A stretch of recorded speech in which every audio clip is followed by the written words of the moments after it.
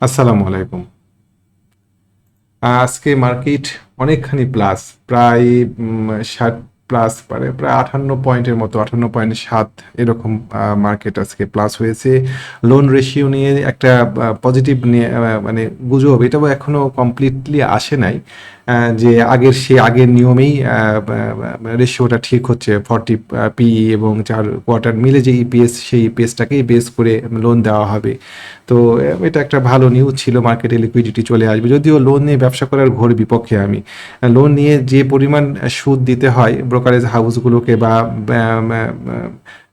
আপনার মার্চেন্ট ব্যাংকগুলোকে, সে পরিমাণ প্রফিট সারা বছরে আমরা অনেকেই করতে পারি না। সুতরাং লোন নিয়ে ব্যবসা করাটা খুব একটা প্রফিটেবল কোনো বিষয় আদতেও হয় কিনা সেটা নিয়ে আমার প্রশ্ন আছে। যাই হোক, তো ওইটা যদি ঠিক হয়ে যায় বা ওটা যদি কমিশন মেনে নেয়, কমিশন আগেই বলেছিলেন যে আমরা এটাকে নতুনভাবে কোনো কিছু চাপাবো না, যেটা আছে সেটাতেই আমরা বলবৎ থাকবো, সেটাই প্রতিফলন যদি হয় তাহলে পরে আশা করছি মার্কেটে অর্থের প্রবাহটা বাড়বে। তারপরও টেকনিক্যালি আমরা যদি দেখতে চাই তাহলে পরে আমাদের এখানে ঠিক একটা রেজিস্ট্যান্স এখনও বলবৎ আছে, 5,900 প্লাস মাইনাস 50। এই রেজিস্ট্যান্সটা মার্কেট এখনও পার করতে পারে নাই।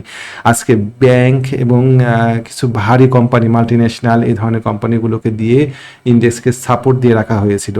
মার্কেটের লেনদেনও 1100 কোটি টাকা, আর একটু বেশি হলে ভালো হতো। যে পরিমাণ ক্যান্ডেলের গ্রোথ, সে পরিমাণের ভলিউমের গ্রোথ হয়নি। একটু যেন হ্যাঁ, আগের দিনের থেকে ভলিউম ভালো, কিন্তু আর একটু বেশি ভলিউম প্রত্যাশিত ছিল। এর পাশাপাশি অনেকগুলো শেয়ারকে আজকে তুলে ফেলে দিয়েছে, বিশেষ করে পাওয়ার সেক্টরে ডোরিন পাওয়ার। তারপরে অনেকগুলো লো পেট আপেও আমরা দেখতে পেয়েছি যে প্রাইস উঠে আর ধরে রাখতে পারেনি। তো দেখা যাক আগামীকালকে এর ফলাফলটা কী হয়। 5,950 এই লেভেলটা মার্কেটকে ধরে রাখতে হবে, পার করতে হবে, তারপরে আমরা মার্কেটকে পজিটিভলি দেখব।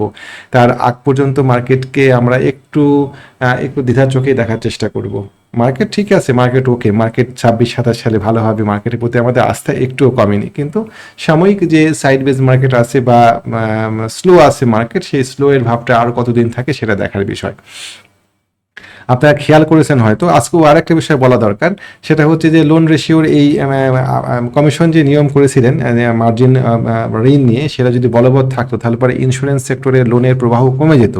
সেটা আজকে গত 2 দিন থেকে কিন্তু এক গুঞ্জন শোনা যাচ্ছিল যে এটা পি রেশিও 40 হিসাবে লোন আসবে। তো এটা যদি চলে আসে তাহলে পরে ইন্স্যুরেন্স সেক্টর আবার লোন পাবে, এবং অনেকেই খুব আশান্বিত ছিলেন যে ইন্স্যুরেন্স সেক্টরের খুব ভালো একটা গ্রোথ আজকে হবে। যারা ইন্স্যুরেন্স সেক্টর নিয়ে ছিলেন আজকে, তারা কিছুটা হতাশ হয়েছেন। চলেন একটু ইন্স্যুরেন্স সেক্টর নিয়ে আলোচনা করি, একটু দেখে আসি। চলেন আমরা আজকে কিছু শেয়ার নিয়ে আলোচনা করব।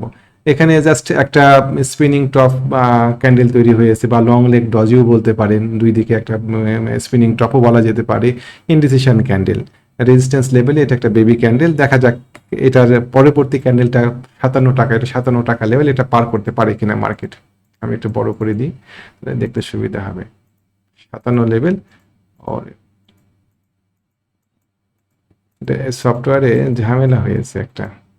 যাই হোক, হ্যাঁ, 57.20 এই লেভেলটা ইন্স্যুরেন্স সেক্টর পার করতে পারে কিনা আমরা দেখব। আজকে অনেকগুলো ইন্স্যুরেন্সই বেশ ভালো দামে শুরু হয়েও ধরে রাখতে পারেনি। 57 পার করতে পারলে সেক্টরের মাথার উপরে বেশ ফাঁকা জায়গা তৈরি হয় একটা, অনেকখানি। যদি 57 পার করতে পারে তাহলে পরে আশা করা যায় যে সেক্টর হয়তো আরও উপরে 62 এরকম জায়গাতে, হয়তো 62, 60, 62 এরকম জায়গাতে হয়তো সেক্টর চলে যাবে। সেক্টরে 3 পয়েন্ট বাড়া মানে অনেকখানি, কিন্তু তার আগে অবশ্যই 57 পার করে দেখাতে হবে। আজকে ইন্ডিসিশন ক্যান্ডেল, পরের দিনে ক্যান্ডেলটা খুব ইম্পর্টেন্ট। এর পাশাপাশি যেটা বলছিলাম, ব্যাংক ট্যাঙ্ক দিয়ে মার্কেটকে ধরে রাখা হয়েছিল। আপনারা হয়তো খেয়াল করে দেখেছেন যে মার্কেটে লো পেড আপগুলোর আর জেটগুলোর মুভমেন্ট হচ্ছে। জিবিবি পাওয়ার, বারাকা পাওয়ার, আজকে কেপিসিএল এর মুভমেন্ট আসছে। তারপরে এইদিকে টেক্সটাইল খাতের ফ্যামিলি টেক্স, তারপরে ইঞ্জিনিয়ারিং খাতের অ্যাপোলো, নুরানি, সাইড পাওয়ার আজকে মুভমেন্টে আসছে।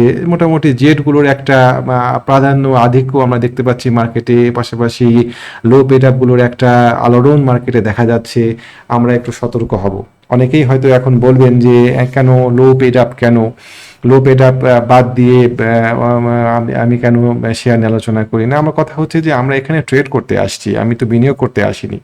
বিনিয়োগ করতে আসলে পারে সেটা আলাদা বিষয়, বিনিয়োগ করতে চাইলে পারে আপনাকে সেরকম শেয়ার খুঁজে নিতে হবে। যারা বিনিয়োগ করতে চান বা দীর্ঘমেয়াদী ভালো শেয়ার ছাড়া, যাদের কাছে শেয়ার ব্যবসা মানেই হচ্ছে একদম blue chip share, Square, BAT BC, তারপরে আপনার আরও সব মাল্টিনেশনালগুলো যেগুলো আছে, রেনেটা, তারপর হচ্ছে রেকিট বেনকিজার, মারিকো, এই ধরনের শেয়ার যারা খুঁজেন তারা আমার এই ভিডিওতে খুব একটা উপকৃত হবেন না। আমি ট্রেডেবল শেয়ারগুলো খোঁজার চেষ্টা করি, যে শেয়ারগুলো খুব অল্প সময়ের মধ্যে কিছু প্রফিট দিতে পারে। আমি মালিক হতে চাই না কোনো কোম্পানির, আমি এখানে ইনভেস্ট করতে চাই না।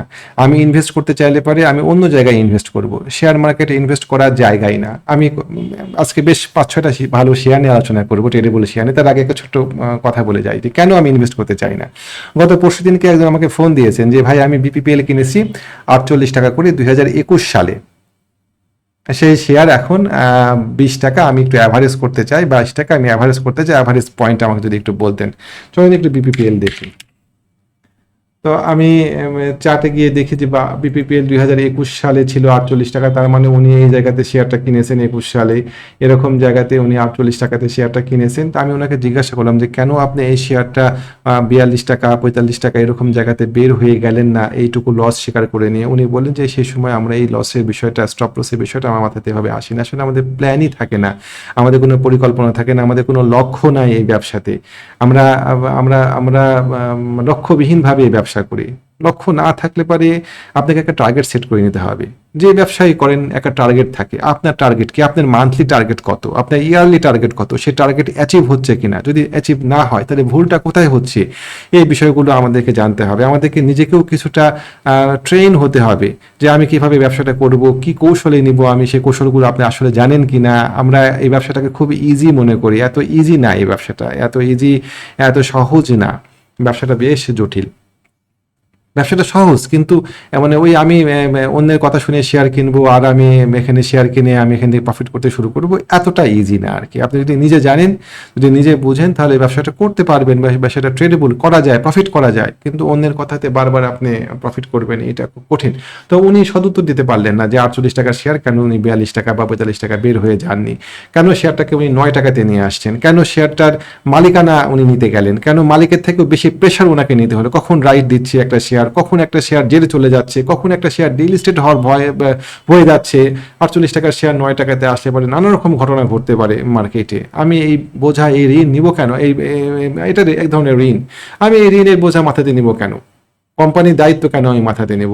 তো আমি এই জায়গাতে বিনিয়োগ করতে চাই না। আমরা এই জায়গাতে এই বিষয়গুলো খেয়াল করবো। আমরা একটা শেয়ার কিনবো, আমাদের একটা স্টপ লস পয়েন্ট থাকবে, সেই শেয়ারটা বা আমাদের একটা টাইম পিরিয়ড থাকবে যে আমি এতদিন এই শেয়ারটাতে থাকবো, এতদিনের মধ্যে ফলাফল পেলে পারে ভালো, না পেলে পারে আমি এখান থেকে বার হয়ে গিয়ে অন্য শেয়ারে যাব। এরকম একটা পরিকল্পনা আমাদের এখানে ডেফিনেটলি থাকা উচিত। তা না হলে পারে লক্ষ্যবিহীন, উদ্দেশ্যবিহীনভাবে আমরা এই মার্কেটে ঘুরে বেড়াবো। আমাদের যদি লক্ষ্য না থাকে তাহলে পরে মার্কেট একসময় দেখবেন যে 6,000, 8,000, 10,000 আর মার্কেটে যাওয়ার পর মার্কেট একসময় কারেকশন হয়ে 6,000-এ আসবে। ধরেন 10,000-এ মার্কেট গেল এখান থেকে, তারপরে কারেকশন হয়ে 6,000-এ আসতেই পারে মার্কেট 9,000-এ উঠেছিল, ওখান থেকে কি মার্কেট 3,000-এ আসেনি 2020 সালে, 21 সালে করোনার মধ্যে? 10 সালে 11 সালে যে 9,000 মার্কেট উঠেছিল। তো এরকম ওই রকম কারেকশনের মুখে আপনি তখন বিপদে পড়বেন, আপনি হাতে থাকা শেয়ারগুলো নিয়ে 48 টাকার শেয়ার 9 টাকাতে আবার নেমে আসবে আপনার সেই শেয়ার। তো আমরা এরকম কাজগুলো করবো না, অনেক বক্তব্য বড় করতে চাচ্ছি না আর। তো যেটা বলছিলাম আর কি, যে মার্কেটে জেইটের কিছু মুভমেন্ট আসছে, কিছু শেয়ারের নাম বললাম, যে জিবিবি, সাইফ, বারাকা পাওয়ার, ফ্যামিলিটেক্স, অ্যাপোলো, নুরানি, এই শেয়ারগুলো সব জেট, এগুলোতে বেশ ভালো মুভমেন্ট আসে। এর পাশাপাশি লো পেড আপগুলোর মুভমেন্ট আসছে। আমরা আজকে একটা লো পেড আপ কিনেছি, আমরা আজকে বিডি ল্যাম্প কিনেছি, লো পেড আপ বিডি ল্যাম্পস। বিডি ল্যাম্পস গতকালকেই আমরা গ্রুপের জন্য স্পেশাল ভিডিও থাকে এখন। তো আমরা দেখাচ্ছিলাম যে আমাদের এখানে একটা ব্রেকআউট হয়েছে চমৎকার, এবং ব্রেকআউট রিটেস্ট হয়েছে। আমাদের টার্গেট ছিল যে জাস্ট এরকম জায়গাতে ব্রেকআউট হওয়া মাত্র 199 টাকা, 200 টাকা এরকম জায়গাতে যখনই ব্রেকআউট হবে আমরা এই শেয়ারটাতে ইনস্ট্যান্ট এন্ট্রি নিব। তো আমরা আলহামদুলিল্লাহ সেটাতে এন্ট্রি নিতে পেরেছি। আমি দেখাবো আপনাদেরকে ইনশাআল্লাহ যে 200 টাকাতে আমরা এই শেয়ারটাতে এন্ট্রি নিতে পেরেছি। দেখা যাক আমাদের কাঙ্ক্ষিত প্রফিট আমরা পাই কিনা। আমাদের আর একটা লো পেড আপ আমাদের টার্গেটে ছিল, টার্গেটটা আমাদের টার্গেট প্রাইজে আসেনি শেয়ারটা। আগামীকালকে আমরা আবার ট্রাই করব সেই লো পেড আপ নিয়ে, দুইটা লো পেড আপ নিয়ে আগামীকালকে আমাদের ট্রাই থাকবে শেয়ার কেনার। আমরা এখন লো পেড আপে ফোকাস দিচ্ছি, লো পেড আপ জেড এই শেয়ারগুলোতে আপাতত আমাদের ফোকাস থাকছে। তো বিডি অটোকার এই শেয়ারটা একটা সম্ভাবনাময় শেয়ার থাকলো, মানে কি বিডি অটোকার বলছি, বিডি ল্যাম্প শেয়ারটা আমরা কিনেছি, শেয়ারটা একটা ভালো মুভমেন্ট দিয়েছে। এর পাশাপাশি আরো কিছু low paid up mid paid up আছে, যেমন সিভিও, এটা একটা মিড পেড আপের শেয়ার, চমৎকার একটা সাপ্লাই এবং ডিমান্ড এরিয়া সে ব্রেক করে আসে। সিভিও আমি দেখাই, একটু সরায় নিয়ে আসি, আমাদের প্রফিট চমৎকার একটা সাপ্লাই এবং ডিমান্ড এরিয়া পার করে আসে 174 টাকাতে। এবং এই যে খারাপ মার্কেট গেল, এই খারাপ মার্কেটেও 174 টাকা সে কিন্তু ভাঙতে পারিনি, শেয়ারটা কিন্তু আমরা হোল্ড করছি, আমাদের গ্রুপে আছে এই শেয়ারটা। তো এই শেয়ারটা কিছুতেই এই 74 লেভেলটা ভাঙতে পারিনি, ভাঙতে না পারার পরে শেয়ারটা আবার উপরের দিকে মুভমেন্ট করা শুরু করে দিয়েছে, জাস্ট 171 টাকা 72 টাকা এরকম জায়গাতে। এটা হচ্ছে শেয়ারটার এখন ডেড পয়েন্ট। এরকম জায়গাতে স্টপ লস ধরে 171 টাকা 20 পয়সা এরকম জায়গাতে স্টপ লস ধরে এই শেয়ারটা নেওয়া যায় কিনা বা নেবেন কিনা বিবেচনা করে দেখবেন, একটা মিড পেড আপের শেয়ার। তারপরে হাক্কানি বড়ই ইলুসিভ একটা শেয়ার, খালি ছলনা দেয়, ও 83 টাকা পার করে আবার 83 টাকা নিচে নেমে যায়। আজকে আবার ভালো ভলিউম নিয়ে হাক্কানি পার করার চেষ্টা করছে, সোনালী পেপারের একটা মুভমেন্ট আসার চেষ্টা করছিল, তার সাথে যদি এখন হাক্কানি মুভমেন্ট করতে পারে, হাক্কানি যদি 83 টাকার উপরে শক্ত অবস্থান নিতে পারে, 82 টাকা 60 পয়সা 83 টাকার উপরে, তাহলে পরে হাক্কানির একটা ভালো ফলাফল পাওয়া যেতে পারে। হাক্কানির স্টপ লস হবে জাস্ট 79 টাকা এরকম জায়গাতে স্টপ লস ধরে 82 টাকা 83 টাকায় হাক্কানি পাল্পকে আপনারা কাউন্টে নেবেন কিনা, বিবেচনায় নেবেন কিনা সেটা দেখবেন। অনেক জায়গাতে বেশ কিছু অনেকবার ট্রাই করেছে এই জায়গাটা পার করতে, 82 টাকা 60 পয়সা, একবার দুইবার, তারপর একবার তো ভালো ভলিউম নিয়ে এটা পার করার পরে আবার নিচের দিকে নেমে গিয়ে সে আবার ট্রাই করছে। এবং আমাদের এই জায়গাতে একটা সাপোর্ট আছে, আমরা দেখতে পাচ্ছি এই বরাবর। তো এই সাপোর্টের ঠিক নিচে আমরা 79 টাকা 20 পয়সা এরকম জায়গাতে আমরা, আমাদের এখানে মাথার উপরে এই জায়গাতে ভলিউম রেজিস্ট্যান্স আছে, খেয়াল করেছেন কি? এই কারণে এই প্রাইসটা পার করতে পারছে না, এটা মোটামুটি 86 টাকা 87 টাকা এরকম জায়গাতে। আপনারা চাইলে পারে 82 টাকা 83 টাকা এরকম জায়গাতেও এন্ট্রি নিতে পারেন। আবার যদি মনে করেন যে এই ভলিউমটাকে কাভার করার পরে আপনি এন্ট্রি নেবেন, সেক্ষেত্রেও আপনি একটু হাই রেটে 87 টাকা 88 টাকা এরকম জায়গাতে পার করেও আপনি শেয়ারটা নিতে পারেন। তো যেটাই হোক, এটা একটা ট্রেডেবল এবং এবং এবং মানে বাছাই করার মতো একটা শেয়ার আর কি, হাক্কানি পাল্প। তারপরে এরকম আরো বেশ কিছু শেয়ার আছে যে শেয়ারগুলো নিয়ে আপনারা কাজ করতে পারেন। তারপরে যেমন ধরেন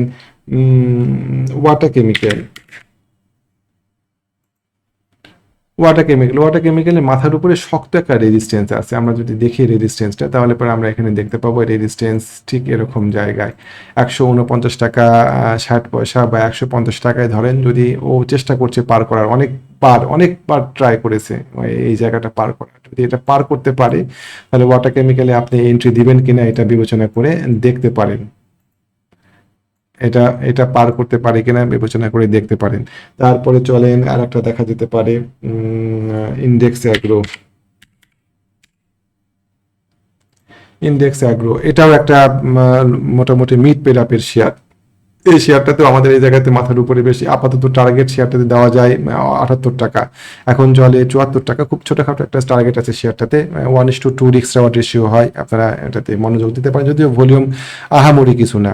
তো যাই হোক, আমরা আগামীকালকে দুইটা লো পেড আপ শেয়ার কেনার ট্রাই করব, এর পাশাপাশি একটা জেড শেয়ার কেনার চেষ্টা করব টেক্সটাইল খাতের, দেখা যাক পাই কিনা। আজকে আমরা একটা পেয়েছি বিডি ল্যাম্প পেয়েছি, বাদ বাকি দুইটা লো পেড আপ আমরা আজকে কিনতে পারিনি, আমরা কেনার পরে আমি আপনাকে জানাবো। এর পাশাপাশি আমরা বেক্সিমকোতে আজকে প্রফিট নিয়েছি, বেক্সিমকো লিমিটেড